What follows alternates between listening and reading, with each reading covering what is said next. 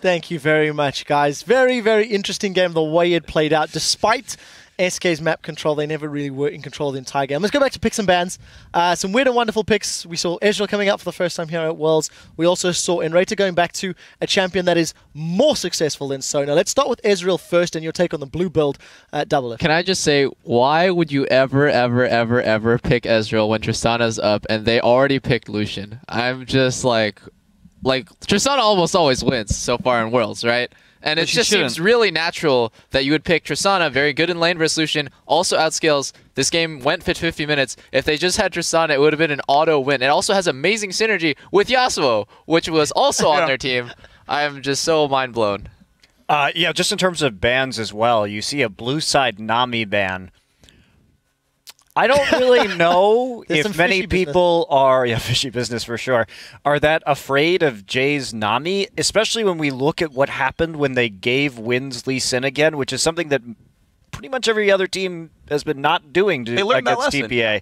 But it's just, at the same time, if you can let them have Nami, you get the Braum, then you lane swap, because they lane swapped anyway. Or you just lane. You can lane or you learn how to play against the champion. I don't know. Let's look at some of the positives. It was a difficult game to play. SK came out. They did get map control. No one can deny that. They had a tower advantage throughout the majority of the game. However, they didn't stamp their authority. It felt like TPA found opportunities and ways to keep the game going. What's your take? Couple positive points, because we don't have to be negative all the time. I think Enrated showed up in terms of binds. Yeah, I'm actually very negative. But yeah, I think his Black Shields needed work, a lot of work. They were better towards the end of the game, but his bindings in the early to mid game were good, helped solidify that laning phase. Freddy is a rock. He is basically winning those games. At one point, TPA was sending 3 or 4 people top, and they lost 2 towers. I don't know why. I don't know what talent Alistair has in the game. You get an Infinity Edge. Like, what more of a taunt do you need? Freddy was like, get off me. That was just like, kill him. Come at me, bro. It was Taipei Assassins in general, though. You saw them chase around the Morgana for like 7 minutes, and then Dragon's still up, by the way. And then they recall back to base, and Sven's like, wait, do you want us to kill Dragon real quick? And they like just do it like at 45 minutes in, just like for no reason. Yeah, well, let's get to the replay. Let's get to the replay. It actually exemplifies a little bit of the slopper play. Pull the replay up onto your screens. And just before I give it to Crepo, take note of the mini-map. SK are really far down. At this stage, I think they had 6 towers to 1, as it were, if not 0. Anyways, Crepo, all yours. So what prefaces this play is basically there was a Dragon standoff for way too long, and then SK finally figured out they could run to mid, and TPA reacted really slowly, but they did a smart thing. They knew their tower was going down anyways, so instead of all basing and then losing potentially like a Baron rotation, they actually wanted to flank. So if we roll that clip right now, we can see, the tower's going down. They're trying to stall in mid, and Wins does this really well. He jumps, fakes the Black Shield on the rated, then flashes, gets a good kick. Kha'Zix gets cancelled, double Yasuo ulti. That's a solid combo. Yeah, that was pretty dirty. And also, take note, this is Jay's probably best ulti right here, where you kind of split up SK's team a lot, but it just wasn't enough. Yeah, it wasn't enough. Actually, SK ended up getting chased down here only because they overcommitted for the inhibitor after. If they had just backed off here, it would have been a pretty decent win, in my opinion. They got the inhib tower, that's all they need. Well, the inhib play in general, I mean, we're going to take a look at the rest of this, though, is like they kept baiting Baron when they could have gone for the inhibitors anyway. And with the blue build Ezreal here, with the Iceborne Gauntlet, you do get those slows coming in, so you can actually get the kiting. And Enrated misses a Q right there. One of the things I want to ask is SK Gaming sticking around for the greedy inhibitor play. Yeah, this is something that I was highlighting. They didn't really close the game in a safe way, despite having what could have been absolute map control. Vision, another lacking thing in SK's game. Yeah, absolutely. And what you're saying is they went for the inhibitor at the wrong time and then didn't go for it at the right time either. It was pretty messy. I think both teams showed why they're fighting for the 3rd spot in this group. Yeah. It's strong, but it's true. No, it is true. Yeah, you've had both teams, match up with their fairly weak laning phases of really awkward ganks, and like you've seen every single one of these pay out, and we actually see why teams so rarely heavily gank top lane all the time. SK did a good job for what it's worth of capitalizing on that, but TPA is a living example of why the really good teams don't do that. I think the best player in this game was still Freddy, though. Absolutely. Yeah, so many bans targeted. I think Wins as well. It was the only reason that TPA was able to even come back in some of these situations. Wins played really well. He did carry that. Let's slide our things on just a little bit. I want to bounce off what Crepo said. You're talking about how these teams are fighting for 3rd place because after 18 matches played, the first group stage is only 1 day away from being wrapped up. Let's take a look at the standings as they are after 3 days worth of games. We're going to look on the left-hand side of the bracket first. Samsung White and Edward Gaming, 5-0, 3-1. Once Edward Gaming either beat AHQ tomorrow, or if AHQ lose to Dark Passage, Edward Gaming is in 100% locked in their group. Yeah. I don't think everybody is too surprised by those results, and we're going to talk a little bit about Group B. As we've said, SK Gaming TPA fighting for that third place spot. Team Solar Mid and Starhorn Royal Club, they're battling for the number 1 and 2 seeds. My prediction of TSM coming out on top can still happen, so I'm rooting for TSM. Yeah, Do you think it will happen? It might actually. And they play Starhorn Royal Club first thing tomorrow morning. Just to remind everybody, while we had that on the table, if the teams who are tied at the bottom of the table are in 3rd and 4th, they will simply share a joint 3rd place seed. Yeah. Whereas if there are any tiebreakers, you look at head-to-heads. So there's a lot of people asking, but TSM and TPA could still tie. Yes, but because of the 2-0 head-to-head record, right, TSM automatically advance. I want to briefly ask you guys about the TSM versus Starhorn Royal Club matchup tomorrow, because it's going to be an interesting one after how good TSM looked and Starhorn Royal Club little sketchy around the edges.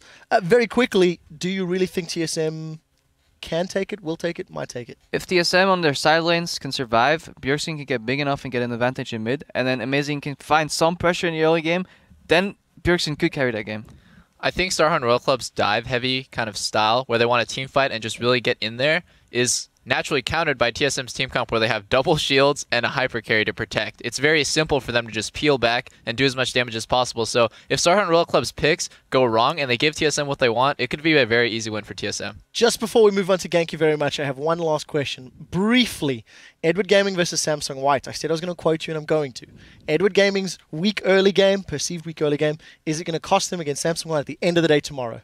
Absolutely. I mean, we're talking about Samsung White here. They're on like the other level, right? So I don't think that's really. And is there no way Edward Gaming steps up to challenge him to take a win?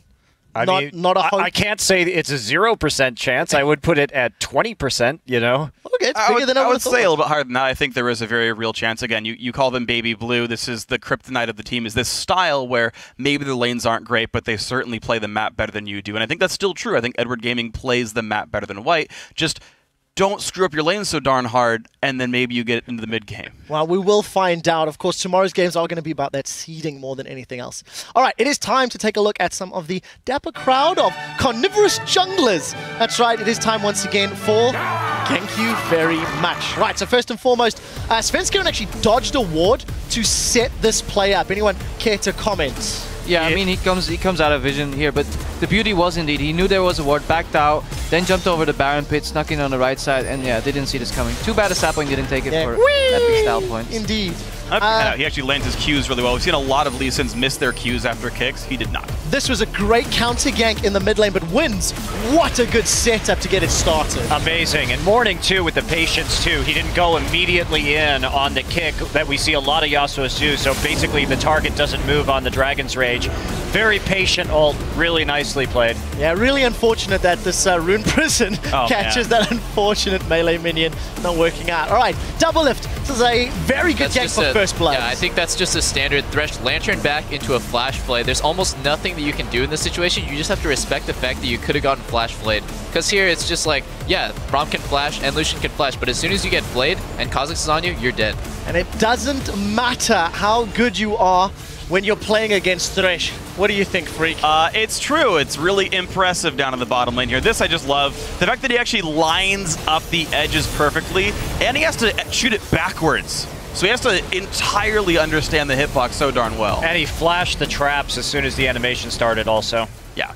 It's mind-boggling. It really, really is. Anyways, guys, of course, tomorrow is the final day for the first group stage of the World Championship here in Taipei. And we do have 6 matches remaining as teams fight for that final spot in the quarterfinals. That'll be in Group A. The action will begin with Team Solovid versus Starhorn Royal Club, and the games will conclude with Samsung White taking on Edward Gaming. Those could both determine first and second seeds. Reminder, those games will begin Sunday at 11 a.m. Central European Summer Time. It's 2 a.m. Pacific. Until then, I'd like to thank all of our special guest analysts, Crepo, Double F, Monte Cristo, as well as Freak down at the end. And along for the entire World broadcast team, thank you for watching. We will see you all tomorrow.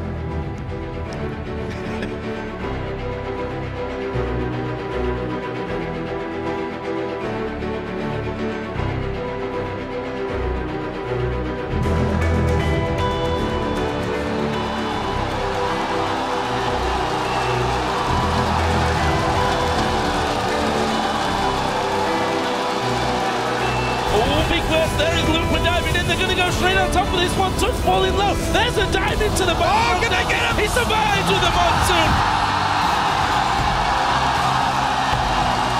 They're all very low here at Royal Club, but they're going to try and turn it around. And Ray will be the first one. Shockwave goes down.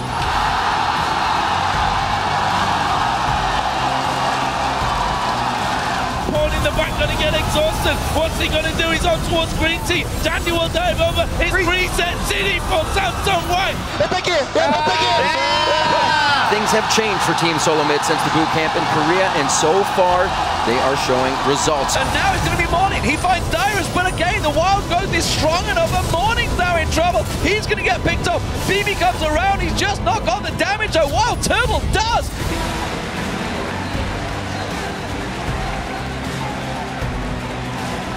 Koro again going into a 3v1 situation. The spikes are going to go right through and take down Touch, and they're in the base for the win.